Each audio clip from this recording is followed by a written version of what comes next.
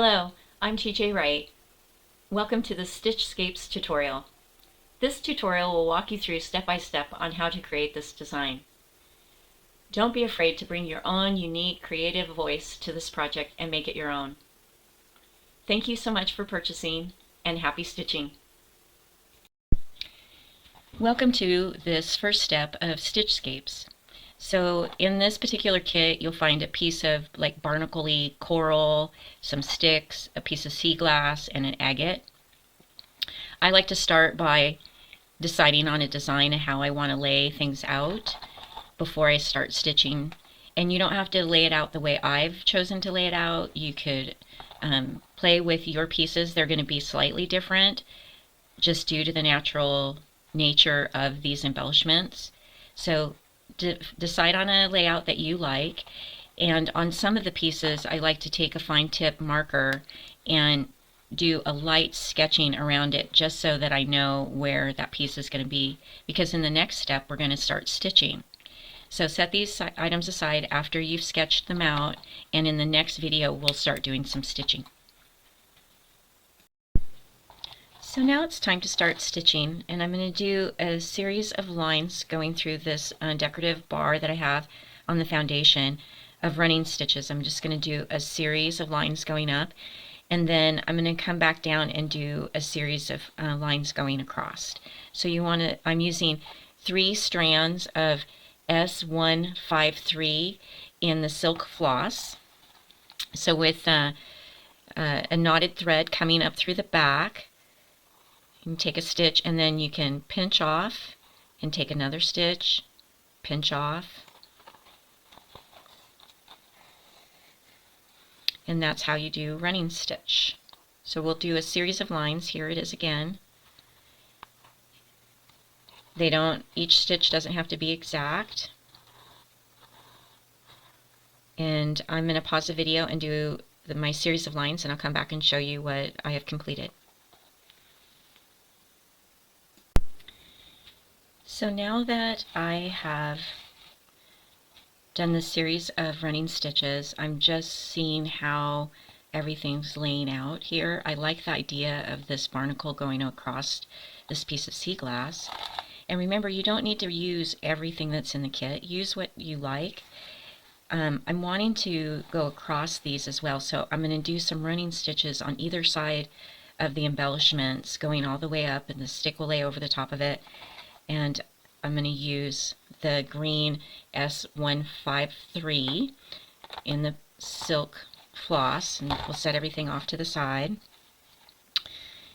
And starting at the bottom, and you can see that I have kind of variegated how it ended just to give it an artisan quality, and you can do what you'd like. Again, just pinching off using those running stitches. They don't have to be even, and they don't have to be perfectly straight going up. I think it makes it more interesting. So I'm going to frame these in on both the left and the right side, and when I get done I will show you what it turns out like. So you can see here that I have finished the running stitches, and it has a nice quality about it. Let's just see how everything is laying in here. I think that's going to look really nice. We'll move on to adding some stitching around this agate in the next video.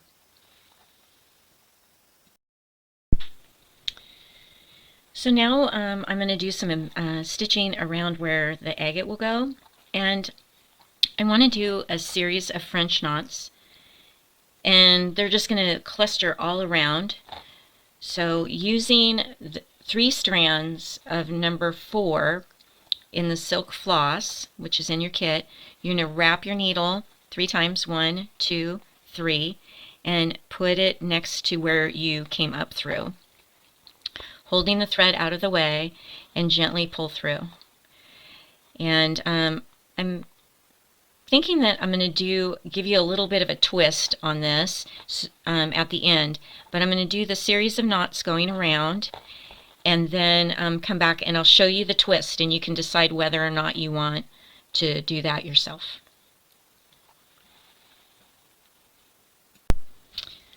So you can see that I've done the series of French knots, and it just adds some really nice texture around our agate. So if you wanted to step it up a bit, let's find where we were at here. You come up in between the two of the French knots, hold your thread out of the way, come back down where you came up through, and then gently create a loop. Get myself organized here. Come up on the other side of the French knot, and we want the loop to go around the needle. You'll see it come into play here. And what this is going to do is it's going to make our French knot a little bit more robust and almost create like a bead effect. And then go back down through to tack that little loop down. You see how it increased the size of our knot. So let's do another one. We're going to come up. We're going to try to avoid the threads. Holding our thread out of the way. Come back down through where we came up.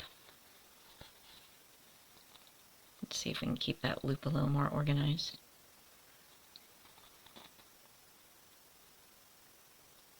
Come up on the other side of the knot. Gently pull the loop so that it starts to nest around our knot, which we have it, and then tack it in place.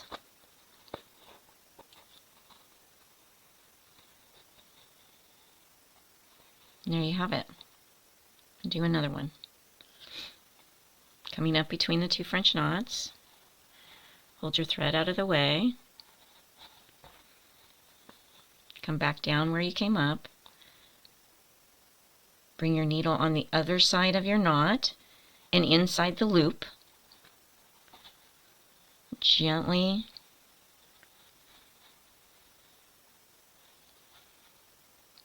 nest it around your French knot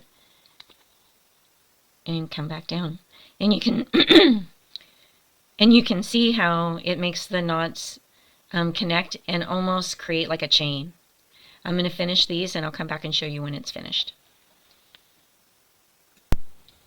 So there you have it. These are French knots with the little loop spot around them, and I think it really is tying everything together nicely. I'm going to go in and do a series of more background knots and incorporate some of the P6 in the next video.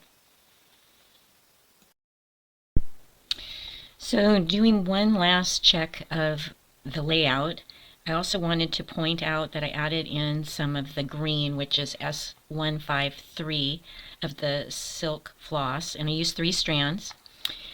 And I'm liking this layout.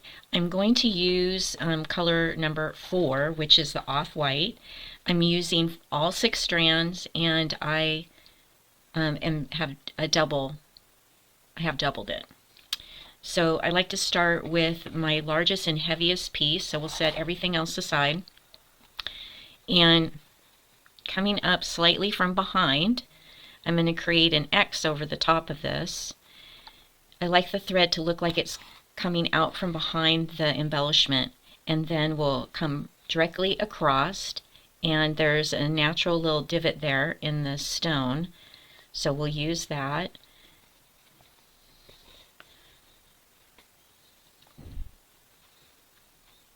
And I'm going to take a couple of passes. And it may seem as though it's not going to hold in there, but trust me, it will when we're done. So coming up next to where you went down and coming across the embellishment, line everything up really good. Make sure you have it nice and taut. I like how it looks sturdy on there. And then I'm going to come over here again alongside, slightly behind, and come up here at the top, and we'll create an X going across our embellishment.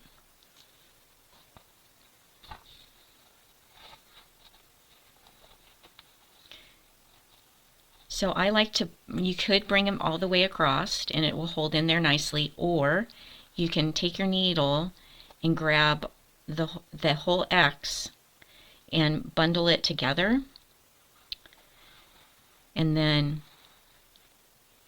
come back over so that you're knotting them together, and then it just helps hold everything in place, and then back down. See, it's not going to go anywhere. It's in there nice and secure.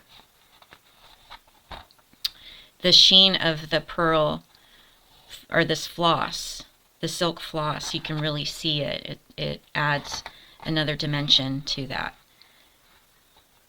So there you have it.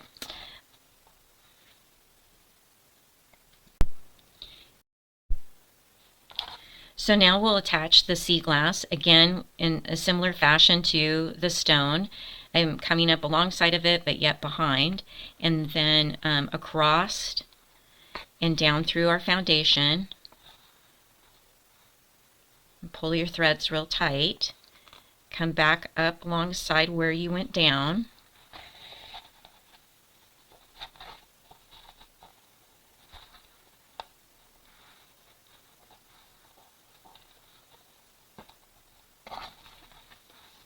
And over the top.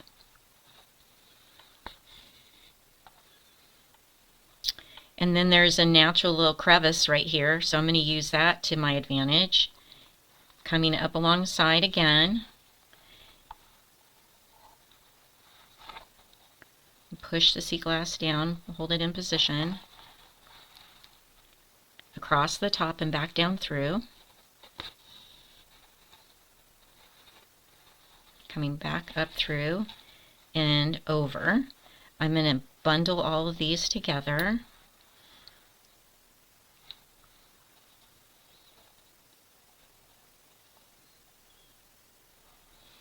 Creating kind of like a little knot, and then back down through.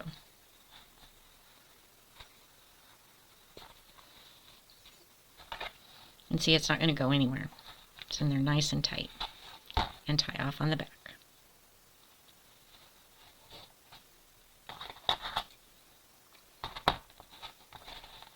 There you have it. I think that looks really terrific. So due to the nature of this embellishment here, it will grab my threads really easily. So I'm going to put that on last, and I'm going to attach the stick next. I have 6 strands, full 6 strands of number 4, doubled up on my needle, just like we did for the other embellishments. And I want to do a series of 3 passes right next to each other on this stick. So you could leave it just with a single like that, and that would look nice for sure. But I'm wanting for these to almost look like bands.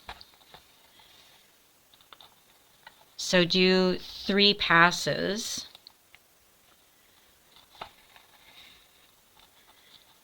And you can tie off, or you can just move up, which is what I would do and am going to do. And again, do 3 passes side by side.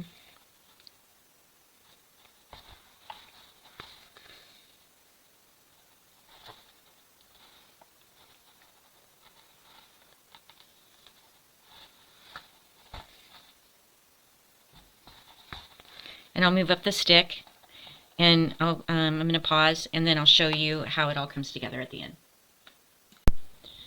So now that I have the sticks attached, and you can really see the sheen on this silk floss, I really, really like it. Now we'll attach this little barnacle piece. I love how there's this natural arch to this that the glass can sit under. And it's very lightweight, so I'm actually thinking I'm just going to do 1 pass. I have a double 6-strand floss in my needle.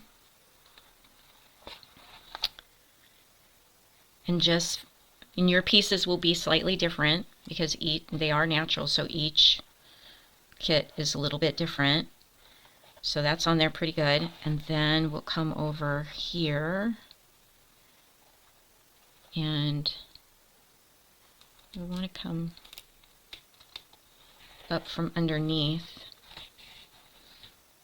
and back down and over to attach it. So there you have it. I'll knot off on the back, and in the next video we will attach our mounting board.